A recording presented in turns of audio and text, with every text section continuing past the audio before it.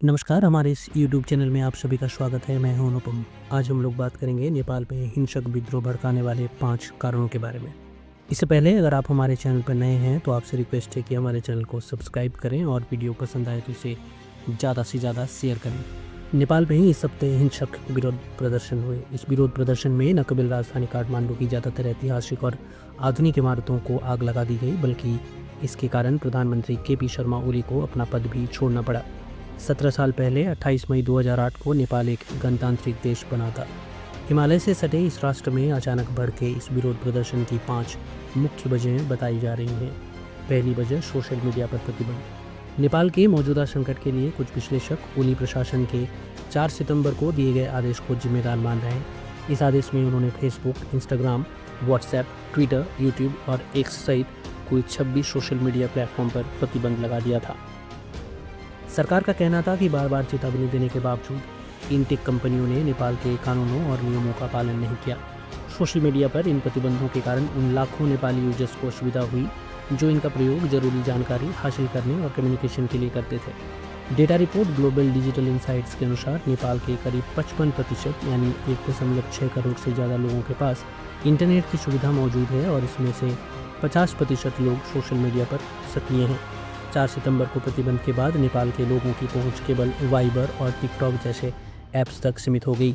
इसके कारण कई लोगों को चैट करने के लिए फेसबुक मैसेंजर या व्हाट्सएप से अचानक वाइबर और अन्य माध्यमों का डाउनलोड करना पड़ा। नेपाल सरकार ने पहले टिकटॉक पर भी प्रतिबंध लगा दिया था, लेकिन नियमों का पालन करने पर सहमति जताने के बाद फिर से इसे अनुमति दी गई थी। इससे पहले नेपाल में सोशल मीडिया यूजर्स के बीच नेपो किड्स नामक एक सोशल मीडिया कैंपेन ट्रेंड कर रहा था। उसमें उन बच्चों को निशाना बनाया गया था जो भाई भतीजावाद और राजनीतिक संबंधों का लाभ उठा रहे थे। 8 सितंबर को करीब 14 से 28 साल की आयु वर्ग के जेन जी पहले दिन शांतिपूर्ण प्रदर्शन के लिए सड़कों पर उतरे तो उनकी मांगों में अन्य चिंताएं भी शामिल थीं। दूसरा प्रमुख कारण है भ्रष्टाचार। इस विरोध प्रदर्शन में जेन जी प्रदर्शनकारियों ने भ्रष्टाचार खत्म करो और सोशल मीडिया नहीं, भ्रष्टाचार पर प्रतिबंध लगाओ लिखे हुए प्ले कार्ड भी दिखाए। इसके बाद जैसे जैसे प्रदर्शनकारियों की संख्या बढ़ती गई, उनमें से कुछ नेपाल के मंत्रालयों के मुख्यालय, सिंह दरबार और संसद परिसर की दीवारों पर चढ़ने लगे, जिसके बाद पुलिस कार्रवाई शुरू हो गई। पुलिस के दागे गए आंसू गैस के गोलों, रबड़ की गोलियों और फायरिंग में देश भर में कई प्रदर्शनकारी मारे गए। इसके अगले दिन 9 सितंबर को जो कुछ हुआ वो अब नेपाल के इतिहास में दर्ज हो गया। इस दिन बड़े पैमाने पर विरोध प्रदर्शन हुए और देखते ही देखते ये पूरे देश में फैल गया। प्रदर्शनकारियों ने नेपाल के कई दिग्गज नेताओं को भ्रष्ट बताते हुए उनके घरों पर हमला कर दिया और आग लगा दी। हाल के महीनों में नेपाल भ्रष्टाचार और घोटालों के कई मामलों से हिल गया। इनमें से कुछ घोटाले पूर्व प्रधानमंत्री माधव नेपाल सहित शीर्ष नेताओं से जुड़े थे, जो पतंजलि योगपीठ नेपाल के लिए भूमि अधिग्रहण मामले में फंसे हुए थे।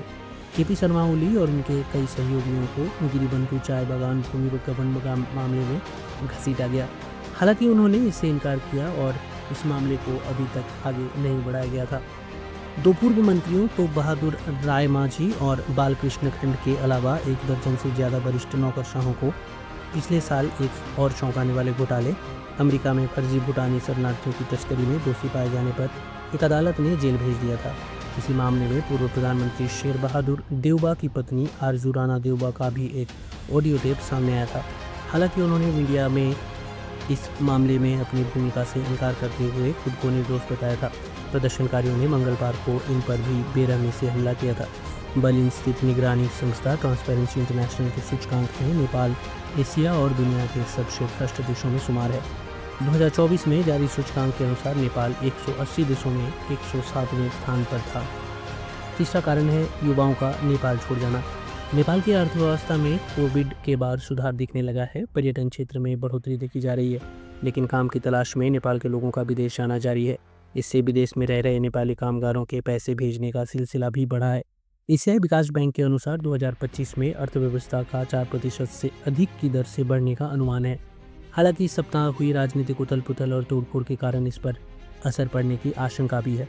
नेपाल की एक बड़ी जनसंख्या कृषि, पर्वतारोहण और ट्रैकिंग जैसी पर्यटन गतिविधियों में काम कर रही है, लेकिन यह स्थिति तेजी से बदल रही है।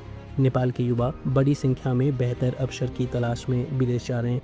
2021 की जनगणना के अनुसार लगभग 30 लाख नेपाली विदेश में रहते हैं। लाखों नेपाली पड़ोसी देश भारत के छोटे बड़े शहरों में रहकर काम करते हैं।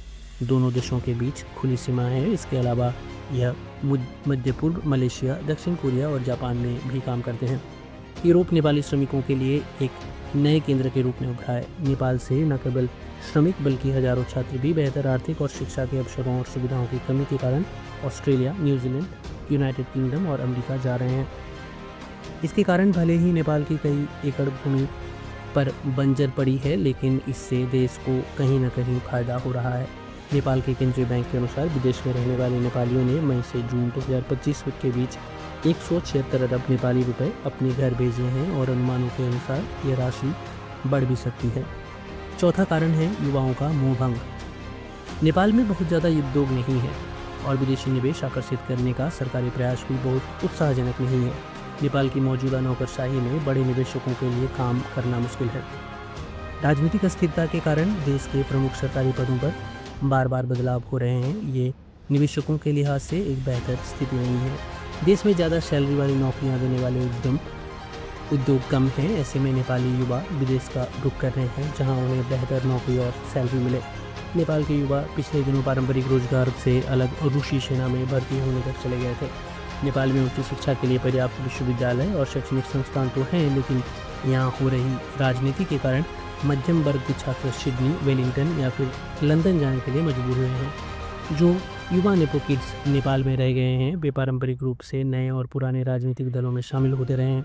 ऐसे युवाओं को आकर्षक ठेकों या फिर सरकारी कार्यालयों में राजनीतिक नियुक्तियों के रूप में पदों से नवाजा गया।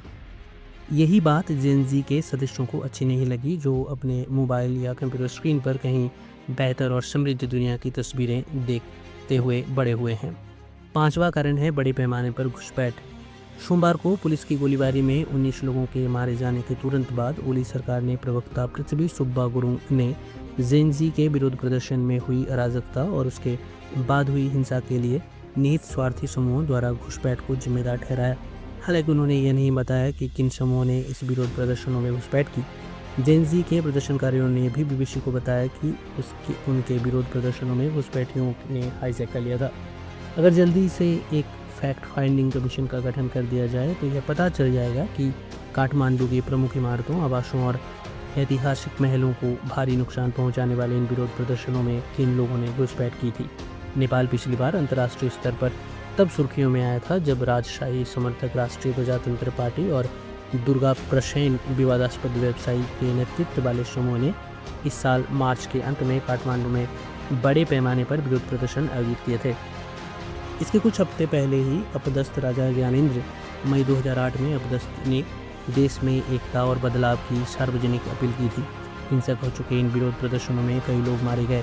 राजशाही समर्थक विरोध प्रदर्शन मानसून से ठीक पहले आपसी कूट की खबरों के बीच समाप्त हो गया। इस हफ्ते हुए जेन ज़ी विरोध प्रदर्शनों से ठीक पहले प्रसेन और एक आरपीपी नेता ने सार्वजनिक रूप से संकेत दिया था कि वे विरोध प्रदर्शनों में शामिल होंगे। इसके अलावा जेन ज़ी समूहों के पीछे काठमांडू के मेयर बालेन्द्र शाह भी थे, जो अपनी बेबाक और अनडिप्लोमेटिक सोशल मीडिया पोस्ट के लिए मशहूर हैं। ये थे नेपाल में हुए विरोध प्रदर्शन के 5 प्रमुख कारण। आप हमें बताएं कि आपको हमारा ये वीडियो कैसा लगा और आप ये वीडियो हमारे देश के या राज्य के कौन से हिस्से से देख रहे हैं। आपसे दोबारा रिक्वेस्ट होगी, अगर आप चैनल पर नए हैं तो कृपया चैनल को लाइक और सब्सक्राइब करें और वीडियोज़ को ज़्यादा से ज़्यादा शेयर करें। धन्यवाद।